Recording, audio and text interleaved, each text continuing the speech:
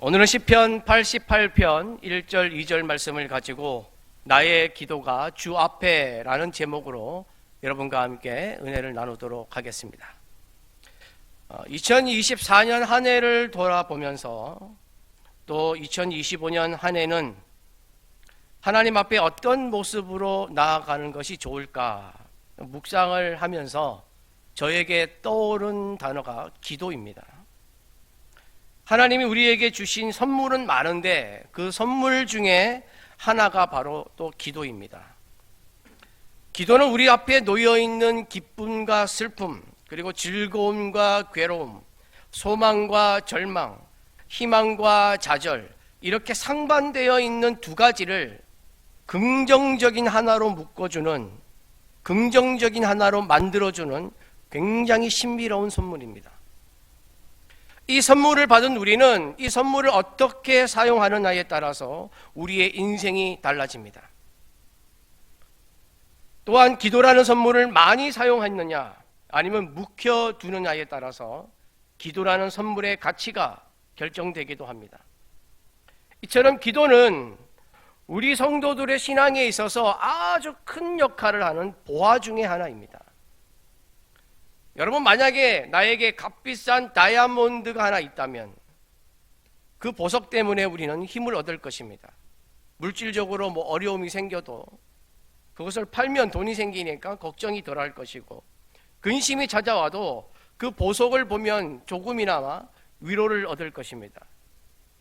사람은 의지할 만한 무언가가 있으면 그것 때문에 조금이나마 힘을 얻는 것입니다.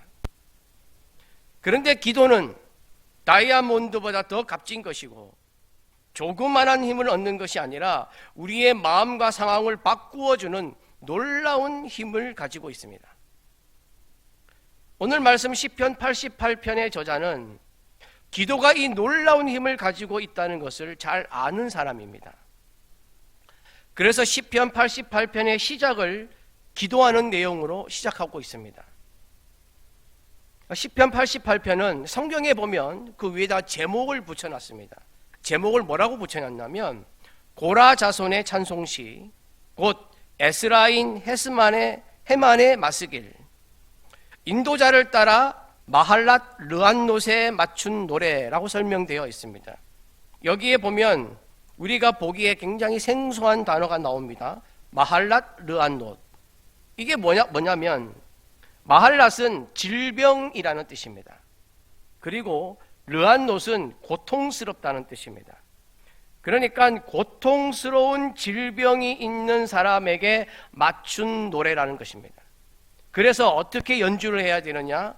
슬픔을 띤 곡조로 연주해야 하는 시편이다라는 것을 알려주고 있습니다. 이 시편 88편을 지은 저자는 이 시편 88편을 통해서 자신이 고통스러운 질병 때문에 어릴 때부터 고난을 겪었고, 이 질병 때문에 사람들에게 소외를 당하면서 살았고, 죽을 것 같이 힘들었고, 소망은 하나도 없었고, 온종일 이 힘든 질병과 싸우면서 살았다고 말합니다. 이렇게 힘든 삶을 살면서 자기가 유일하게 할 수 있었던 것은 단 하나였습니다. 기도였습니다. 하루하루 견디기가 힘든 상황에서 아무것도 할 수 없는 상황이었지만 그래도 내가 한 가지 할 수가 있었다. 그것이 바로 기도였다는 것입니다. 그래서 시편은 이렇게 시작합니다. 오늘 말씀은 시편 88편 1절입니다. 함께 한 목소리로 봉독합니다. 여호와 내 구원의 하나님이여, 내가 주야로 주 앞에서 부르짖었사오니. 말할 수 없는 고통 가운데 있었던 시편 저자는 여호와 내 구원의 하나님이여 라고 외칩니다. 우리가 삶을 살면서 우리에게 찾아오는 많은 일 중에 우리도 고통과 고난이 있을 수 있습니다. 갑작스럽게 고난이 찾아올 수도 있고, 지금 처해 있는 어려움이 사라지지 않을 수도 있습니다. 이것 때문에 매일의 삶이 힘겨울 수도 있습니다. 하지만 질병의 고통을 느끼며 견디기 힘들 정도로 살고 있었던 이 시편 저자가 여호와 내 구원의 하나님이여 라고 외친 것은 자신에게 다가온 어려움에서 자신을 구원해 내실 분은 하나님밖에 없다는 것을 인정하는 것입니다. 여호와 내 구원의 하나님이에요. 여러분, 하나님은 나의 하나님이십니다. 다른 누구의 하나님이 아니라 나의 하나님이십니다. 나를 구원하시고 나를 인도하시고 나의 기도를 응답하시는 하나님이십니다. 우리는 나의 하나님을 경험해야 합니다. 하나님은 온 세상을 다스리시기 때문에 온 민족의 하나님이시고 온 만물의 하나님이시고 온 인류의 하나님이시고 온 교회의 하나님이시지만 그 출발은 나의 하나님에서 시작이 됩니다. 나의 하나님이라고 고백할 수 있으려면 기도를 해야 합니다. 기도를 통해 하나님이 주시는 평안과 은혜를 체험하고 역사와 기적을 경험하지 않으면 나의 하나님이라고 고백할 수가 없습니다. 2025년 우리가 모두 적극적인 기도를 통해 하나님의 살아계심을 체험하고 여호와는 내 구원의 하나님이라고 고백하는 은혜가 있기를 축복합니다.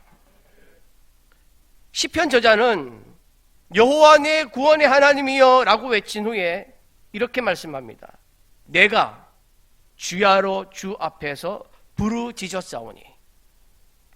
내가 주야로 주 앞에 부르짖었다. 여러분, 우리는 기도에 익숙한 자가 되어야 합니다. 기도하는 것을 어려워하면 안 됩니다. 기도하는 것을 귀찮은 것으로 여기면 안 됩니다. 힘든 것이라고 여겨서는 안 됩니다. 주야로 부르짖고 수시로 기도해서 기도하는 것이 내 몸에 배어야 합니다. 예수님처럼 기도가 습관이 되어야 합니다. 누가복음 22장 39절 40절입니다.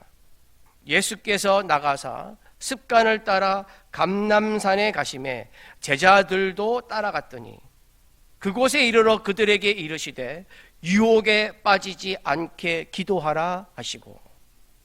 기도하는 것이 힘들 때도 있지만 기도가 습관이 되어 몸에 배어 있으면 어떤 상황에서도 기도하게 됩니다. 여러분, 이제 의사가 환자를 진료하는 것은 우리로 입장에서 보면 당연한 것이라고 생각되지만 조사에 따르면 우리나라 의사 한 명이 일주일간 진료하는 환자 평균 수가 동네 병원은 322명, 종합병원은 118명입니다. 치과 의사는 하루에 101명을 만나고 한의사는 127명을 만납니다. 의사도 사람이기에 힘들 때가 많을 텐데 이렇게 많은 환자의 진료를 감당할 수 있는 것이 무엇 때문이냐? 몸에 배어 있기 때문입니다. 이렇게 몸에 배어 있는 것을 흔히 근육이 만들어졌다 이렇게 표현합니다. 여러분, 야구 선수는 야구하는 근육이 만들어져 있습니다. 축구 선수는 축구하는 근육이 만들어져 있습니다. 여러분, 운동선수라고 해서 모든 운동을 다 잘하는 것이 아닙니다. 운동신경은 있을지 모르지만 다른 종목을 하다 보면 힘듭니다. 왜냐하면 야구 선수가 야구하는 것은 몸에 배어서 야구하는 근육이 만들어서 잘하지만 야구 선수를 축구를 시키면 힘들어합니다. 축구 선수는 축구를 잘하지만 야구를 시키면 어려워합니다. 왜냐하면 쓰는 근육이 다릅니다. 몸에 배어 있는 것이 다르기 때문입니다. 그래서 다른 운동을 하면 힘들고 어려워집니다. 우리 믿는 자들은 기도하는 근육이 만들어져야 합니다. 그래서 기도하는 것이 몸에 배어 있어야 합니다. 어떤 상황이 와도 기도하는 자가 되어야 합니다. 그러면 기도하는 근육을 만들려면 어떻게 해야 되느냐? 훈련이 필요합니다. 여러분, 선수들 중에 제일 훈련을 많이 하는 선수들이 누군지 아십니까? 프로 선수들입니다. 아마추어 선수들은 프로 선수만큼 운동을 하지 않습니다. 여러분, 제가 옛날에 다른 교회에 있을 때에 아나운서들을 초청을 해서 교회에 있는 아나운서들과 다른 이제 아나운서들을 초청을 해서 특별 예배를 이렇게 드린 적이 있습니다. 그때 제가 본 게 뭐냐면 이제 아나운서 출신들이 또 사회도 보고 일반인들이 사회도 보고 해서 같이 사회를 봤는데 일반인들은 연습하지 않습니다. 제가 보니까 계속해서 이 대본을 가지고 연습하고 계속 읽고 있는 사람들은 다 아나운서 출신들입니다. 프로들은 끝까지 연습합니다. 그런데 프로가 아닌 사람들은 연습을 잘 하지 않습니다. 우리는 이 프로 선수들이 시간을 정해놓고 수시로 개인 훈련을 하고 또 훈련하는 것처럼 우리는 기도하는 근육을 만들려면 시간을 정해놓고 기도하기도 하고 수시로 기도해야 합니다. 여러분, 기도의 영성에 있어서 최고의 영성이 무엇인지 아십니까? 걸어다니면서 기도하는 것입니다. 여러분, 기도는 장소가 정해져 있지 않습니다.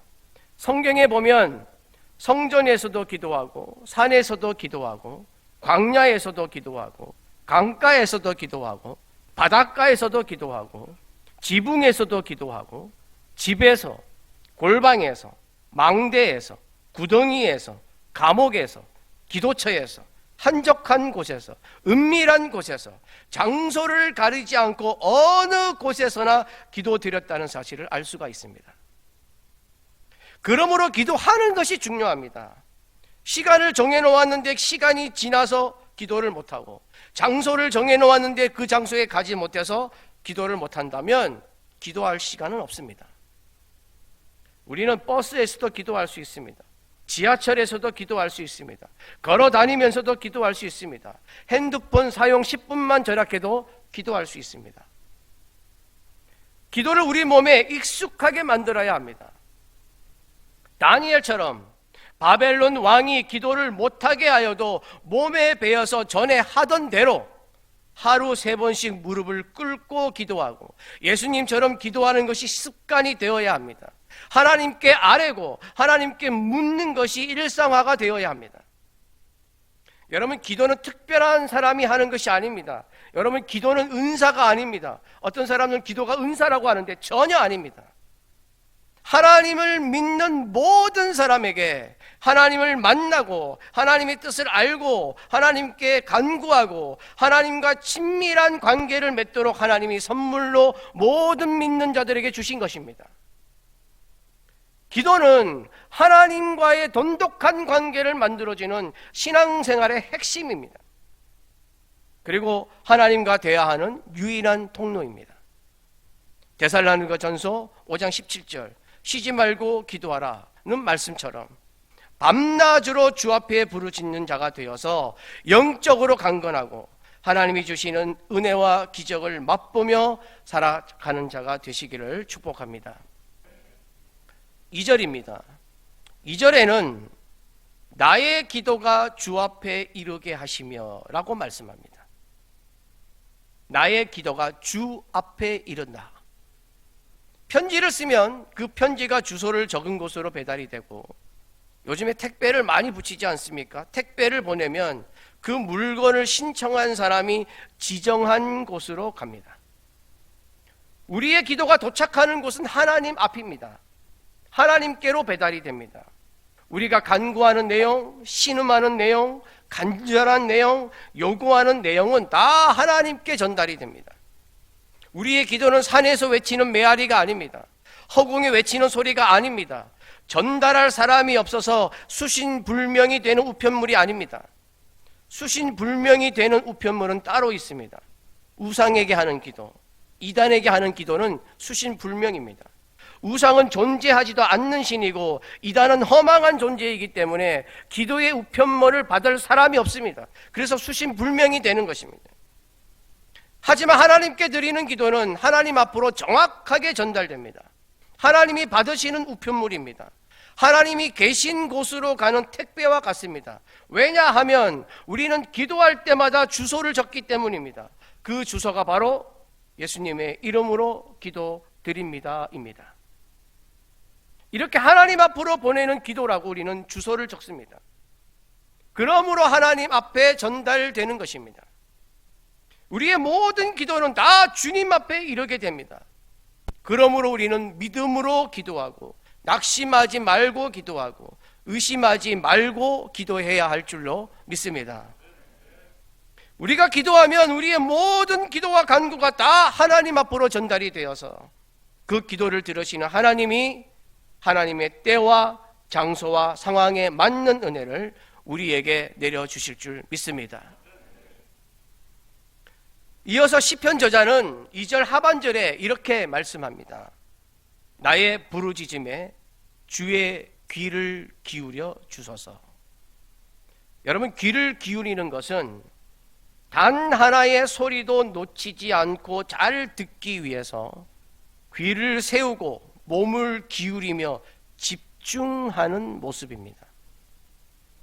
이 표현에는 간절함이 들어가 있습니다. 자기 기도가 이루어지기를 강하게 호소하고 있습니다. 자신이 처해 있는 고통과 고난에서 벗어날 수 있도록 애절하게 요구하고 있습니다. 우리는 때로는 나의 기도를 하나님이 들으셨는지 의문을 가질 때가 있습니다. 아무런 응답이 없어서 하나님이 나의 기도를 듣지 않으셨다고 느낄 때도 있습니다. 이런 생각이 들면 기도하다가 지치고 기도할 마음이 생기지를 않습니다. 그런데 여러분, 이런 마음은 그저 인간의 마음일 뿐입니다.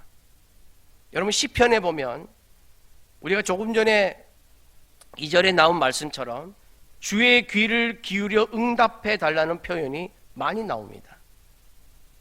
이것은 시편을 지은 저자들도 우리와 같은 생각을 했다는 것입니다. 하나님이 어디 계신가? 하나님 왜 나의 기도를 듣고 계시지 않으신가? 왜 응답하지 않으신가? 우리가 비슷한 생각을 하였다는 것입니다. 그런데 시편의 내용을 계속 읽다 보면은 어떤 내용이 나오냐면 주의 귀를 기울여 달라고 말한 뒤에 대부분이 하나님이 주신 은혜로 말미암아 하나님을 찬송하는 내용이 나온다는 것을 알 수가 있습니다. 이를 통해 인간의 마음은 답답하고 근심스러워서 주의 귀를 기울여 달라고 하소연하듯이 말하면서 왜 응답해 주시지 않는지 다그치지만 하나님은 믿는 자들의 소리를, 기도 소리를 간과하지 않으십니다. 하나님의 때에 이루고 계신다는 것을 우리는 시편을 통해서 알 수가 있습니다. 하나님은 하나님을 믿는 자들의 소리에 민감하십니다. 그리고 그 소리를 듣고 움직이시는 분이십니다. 우리의 기도 소리는 하나님께 우리의 상황을 알리는 소리입니다. 하나님께 도움을 구하는 소리입니다. 그래서 하나님은 우리의 그 소리를 듣고 계십니다. 여러분, 동물이나 곤충들은 자기들만의 방법으로 이제 의사소통을 하지 않습니까? 개미는 페로몬이라는 화학 물질을 흔적으로 남깁니다. 그래서 개미가 이렇게 걸어가면 페로몬을 흘리면서 다닌대요. 그런데 다른 동료들이 이 페로몬을 보고 그 개미를 따라가거나, 희한한 게 뭐냐면 개미들은 그 길을 지나간 개미의 페로몬을 보고 이 개미가 어느 둥지에서 나왔는지, 그리고 개미 집단에서 이 개미가 사회적 지위가 무엇인지 다 안답니다. 그래서 페로몬을 보면 이게 호구조사가 끝나는 거예요. 그런데 이제 과학자들이 유럽에서 자주 발견되는 개미에서 무엇을 발견했냐면 페로몬 외에 소리를 내서 개미들이 신호를 보낸다는 사실을 발견을 했다고 합니다. 이 개미는 배에 특수한 부위가 있어서 뒷다리로 이 부위를 막 문질러서 소리를 내면 다른 개미들이 이 소리를 듣고 움직이는 것입니다.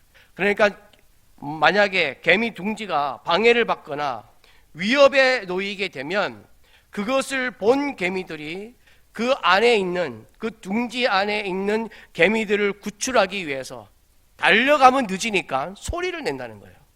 뒷다리로 막 이렇게 문질러서 소리를 내면 개미들이 그 소리를 듣고 도망가거나 구출을 한다는 것이죠. 여러분, 이 작은 피조물도 위급한 상황이 되면 소리를 냅니다.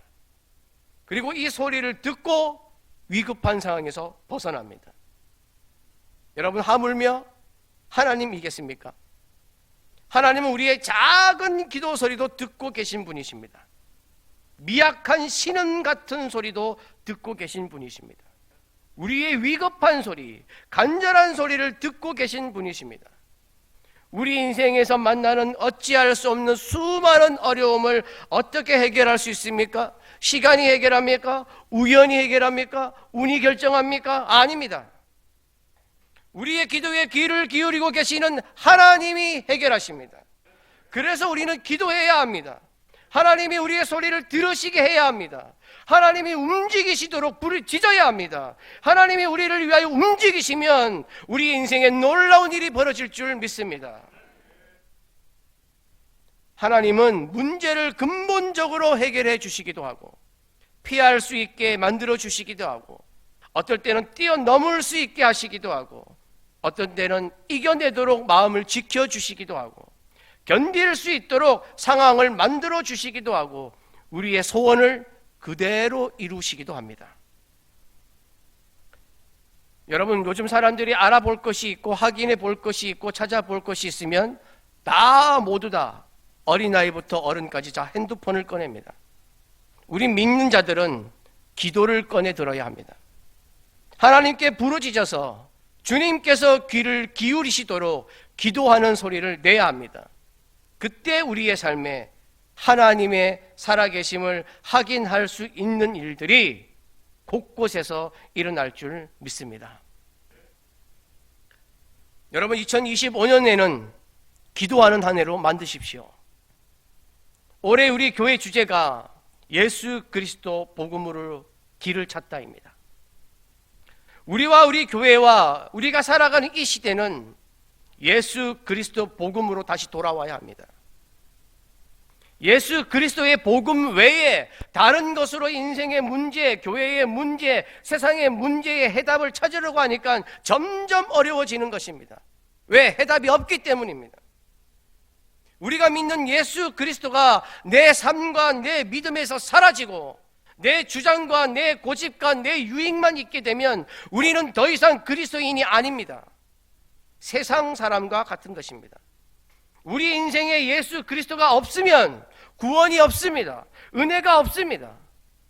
교회에 예수 그리스도가 없으면 더 이상 교회가 아닙니다. 그냥 동호회입니다. 예배에 예수 그리스도가 없으면 더 이상 예배가 아닙니다. 그냥 모임입니다. 설교에 예수 그리스도가 없으면 더 이상 설교가 아닙니다. 그냥 강의입니다. 믿는 자들의 모든 것에 예수 그리스도가 없으면 믿는 자로서의 의미는 사라지는 것입니다. 그러므로 우리 믿는 자들이 항상 예수 그리스도와 함께하기 위한 제일 좋은 방법이 뭐냐? 예수 그리스도의 이름으로 기도하는 것입니다. 기도는 예수 그리스도의 안에 있게 만듭니다. 예수 그리스도 안에 거하게 만듭니다. 예수 그리스도와 하나 되게 만듭니다. 기도로 예수 그리스도 안에 거할 때에 우리의 삶에는 열매가 맺어지는 줄 믿습니다. 요한복음 15장 5절입니다. 함께 봉독합니다. 나는 포도나무여 너희는 가지라. 그가 내 안에 내가 그 안에 거하면 사람이 열매를 많이 맺나니 나를 떠나서는 너희가 아무것도 할 수 없음이라. 여러분, 나를 위해서, 가정을 위해서, 교회를 위해서, 나라를 위해서 기도하는 자가 되기를 축복합니다. 2025년 우리에게 필요한 것은 더욱 기도하는 것인 줄 믿습니다. 내가 변화되고 교회가 변화되고 나라가 변화되고 세상이 변화되기 위해서는 기도가 필요합니다. 인간적인 방식으로는 아무것도 변화시킬 수가 없습니다. 우리가 기도하면 위대하시고 전능하신 하나님이 이루어 주십니다. 기도하면 하나님이 우리를 위하여 일하여 주십니다. 우리가 모두 2025년에는 기도로 하나님의 역사를 눈으로 보기를 원합니다. 기도로 하나님의 기적을 체험하기를 원합니다. 기도로 모든 것을 이겨나가기를 원합니다. 우리 모두에게 기도의 축복이 강물처럼 흘러내리는 은혜가 있기를 간절히 바랍니다.